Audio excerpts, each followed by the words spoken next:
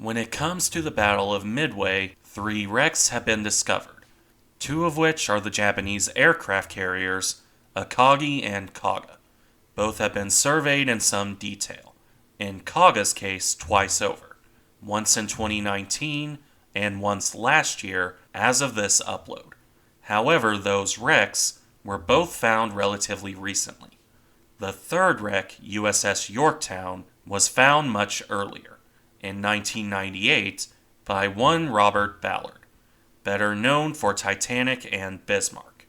He found a wreck in remarkably good condition, especially considering the pounding Yorktown took before she sank. That said, his survey took relatively few photos. It would be a long time before we got a detailed survey akin to those by RV Petrol. That came last year along with the surveys on Akagi and Kaga. In this video, we'll look at that survey and compare it to the photos that came from Ballard. But, as always, we'll start with the sinking and move from there. If you're interested in Yorktown's story as a whole, I have a video that I'll link in the description. Now for the sinking. This is a pretty well-known story, even if you aren't well versed in naval history. Yorktown, damaged at the Battle of the Coral Sea, was hastily repaired. Repairs that should have taken weeks, or months to really be fixed, were completed in 3 days. The carrier, still damaged but functional, set sail for Midway on May 30th of 1942, carrying a mix of aircraft and pilots from her own air wing and USS Saratoga. These pilots and their ship would enter combat on June 4th, 1942. Yorktown's planes would prove quite successful in this action, striking and sinking the carrier Soryu, while Akagi and Kaga fell to Enterprise dive bombers. Unfortunately, this success would not extend to Yorktown herself. She was attacked twice by aircraft from the surviving Japanese carrier, Hiryu. First, dive bombers that caused severe damage to the boiler rooms. This lowered Yorktown's speed to about 20 knots, even after emergency repairs, leaving her vulnerable to the second wave of torpedo bombers this time. Those planes would slam 2 torpedoes into Yorktown's port side. This put the boiler rooms out for good, in addition to causing severe flooding. When that flooding progressed to a 26-degree list, the crew abandoned ship, only to find that Yorktown remained stubbornly afloat all the way through the night. While it was a massive risk, a salvage team was sent back aboard the carrier. With support from USS Hammond, that crew went about their task. Unfortunately, while initially successful, this work was a failure. A Japanese submarine, I-168, snuck into a firing position. 2 more torpedoes would strike Yorktown in the starboard side, while a third broke Hammond in 2 and sent her to the bottom. As the destroyer sank, her depth charges went off, causing further damage. By this point, Yorktown was doomed. Ultimately, she rolled over to port and capsized early on the morning of June 7th, 1942. 141 of her crew perished during this action. The wreck would vanish from sight and remain hidden for decades to come, until, as I said earlier, Robert Ballard went looking. His team would discover Yorktown's wreck on May 19, 1998. They found the carrier at a depth of 5 kilometers, or roughly 3 miles. Yorktown rolled back upright at some point as she fell. As a result, Ballard's team found a mostly upright and largely intact wreck. Much like the later Petrol discoveries, Yorktown had intact paint and equipment. Even the number 5 was still visible on the hull. Unfortunately, they didn't survey the wreck in quite the same detail as Petrol did with their discoveries. That had to wait for the survey by Nautilus in September of 2023. And with all that said, we can now look at those surveys of Yorktown's wreck. There's no sonar this time, so we'll jump straight to the wreck pictures. Where I can, I'll make direct comparisons between the Ballard and Nautilus surveys. This wreck is one of a relative handful where that's possible, like Titanic or Bismarck. Now let's begin, and the best place to start is the bow, seen here from Ballard's survey. This shot is interesting for two reasons. First, the way it's pushed upwards. The gun tub in the bow beneath it is clearly at an angle. However, that brings us to the second note. The overall condition, damage aside, is incredible. Very little rust or marine growth. In fact, even the paint is still there. When you see descriptions of the wreck from the first survey, it's always, "This was an amazingly preserved wreck." And pictures like this are what that means. This look from above also shows it pretty well. And from the second survey, we have a picture from a different angle. It shows the same gun tub, but from a different look. The lighting is also different.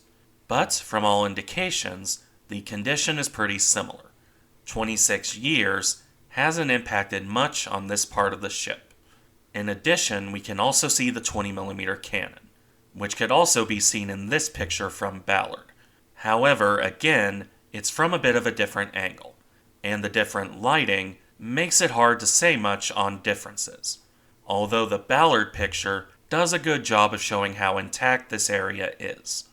Nautilus also gave a good look at the top of the bow, where you can see the edge of the flight deck, along with the remnants of a couple 50 caliber machine guns.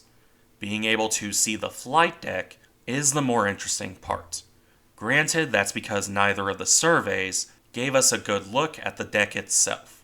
Unfortunately, that's going to have to wait for another survey. What we do have, on the other hand, are good side shots, such as this one showing a gun gallery and the hangar. That's the big dark gap here. As for the left, it's too out of focus to say much, aside from an intact stairway here, or at least intact from what we can see. I think the more interesting thing is below that area, right here, where you can see an open doorway into the carrier. Nautilus zoomed in on that, giving us a pretty good look inside Yorktown's hull. You can't see much, of course, but it's still a rare look. The other carrier wrecks didn't give this kind of image, at least not very often. And the same could be said for the hangar. Nautilus put a lot of attention on Yorktown's. In fact, they looked at it from multiple angles. This one from further out shows the gaping hole in the side, and this one from further up shows the gun gallery in better detail, right down to the rusting pattern on the paint. It actually looks like this area was strafed, judging from these spots. Ballard's survey also gave us a better look at the top of this area, or at the least, a similar area on the ship. There's not much detail to speak of, but we do get to see some of the deck, which, at least in 1998, had intact wooden decking. Past that, this part of the hangar is a bit too dark to see in detail. So let's move on. Nautilus continued along the hull to the other side of the hangar, where you can see an intact walkway here, as well as more of the gallery above it, which can be better seen in this picture. The buckling of the metal is pretty bad, not to the point of a break like on Wasp, but it isn't exactly pretty. We also have two more doorways, here and here. There's quite a bit of detail on Yorktown's wreck, even if it isn't the most exciting thing to look at. Then again, just a little further along, we have more interesting bits. This is another look into the hangar, but from a different angle. The rusting is more evident here, along with scattered wiring. But we have a couple other things of note.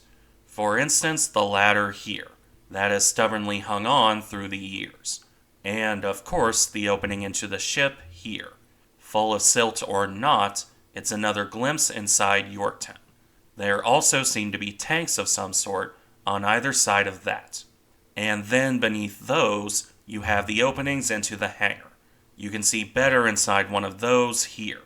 This is one of the best looks inside a hangar that we've gotten on an American wreck. There's not much to see, mind you. Silt, scattered debris, and the like. But no aircraft. On the other hand, with a slight tilt up on the ROV, Nautilus captured the hangar wall. It's not easy to see, which isn't surprising. That said, you can see it. That's the kind of detail you don't see on the other wrecks. Not Hornet, not Wasp, and certainly not Lexington. Unfortunately, because it's so dark, I can't speak on that in detail. Not even in the next picture, which is another look at the front. The most notable thing here is the piping and machinery to the side. The hangar door shutters would have been operated from there, I'd assume. The next two images, meanwhile, show Yorktown's number 5, from different areas on the ship, looking at the respective damage. Nonetheless, the 5 on Nautilus's footage is harder to make out. The 5 from Ballard's survey is much clearer, with more intact paint around it. On the other hand, Nautilus gave a good look at Yorktown's stern. Here we can see it buried in the bottom. No sign of the shafts or rudder. However, we do get a good look at the shape, and the angle the wreck came down at for that matter. Looking closer in gives an even better idea of that when you see how deep Yorktown is buried. However, with that covered, let's move to probably the most interesting of the pictures, with that being the torpedo damage, or at least damage from one of the torpedoes. As Yorktown came down at a starboard tilt, this is the port side damage. Here we can see a blurry glimpse from the older Ballard survey, the metal peeled out and resting against the hull. The Nautilus survey gave a much better look.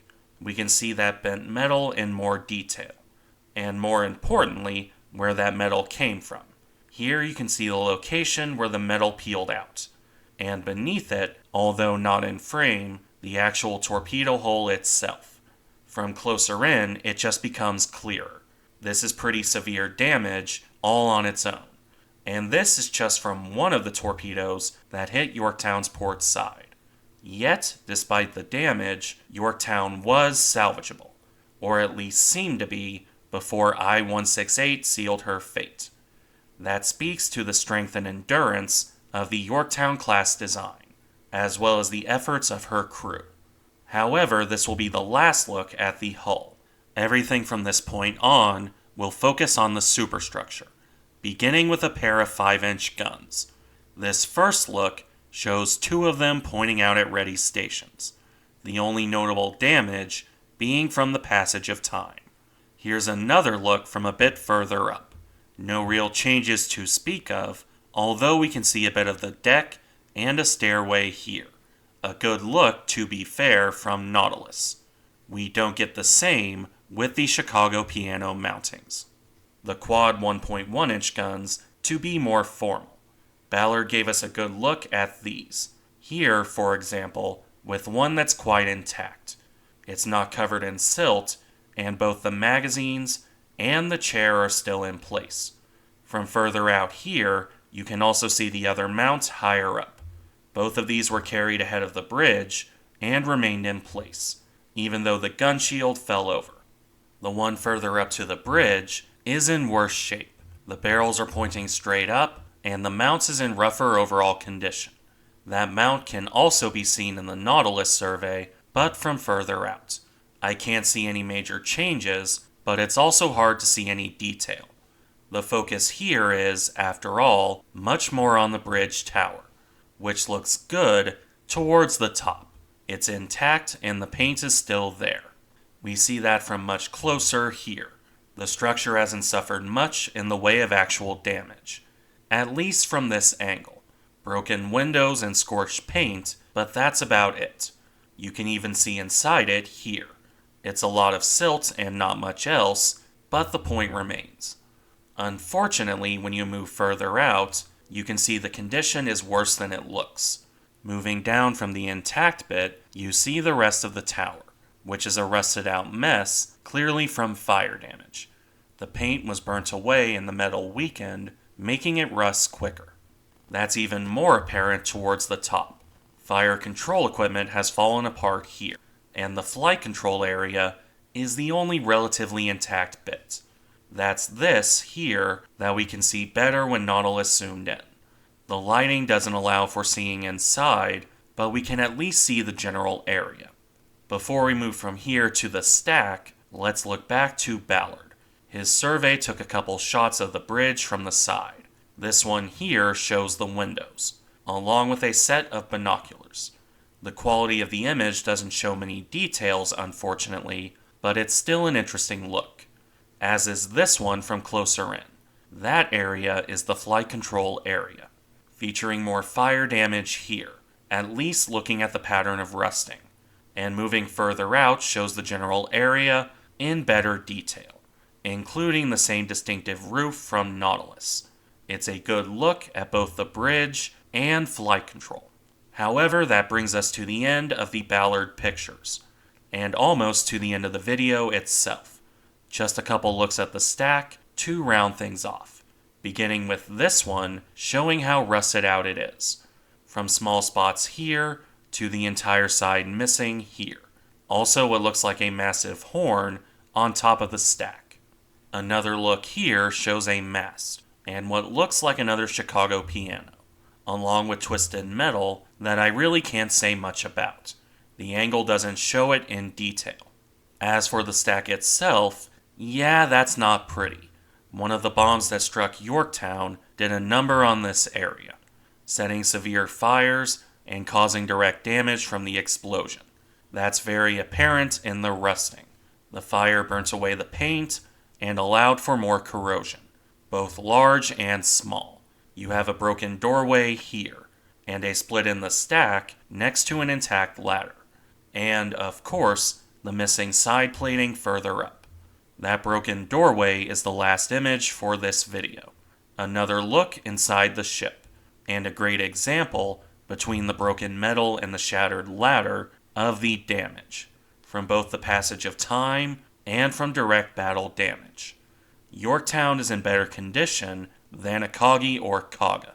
However, she's certainly showing the years, and I only wish we had more images from Ballard's survey to really gauge the difference. Thank you for watching. Remember to like, comment, and subscribe if you enjoy the content, and I'll see you in the next one.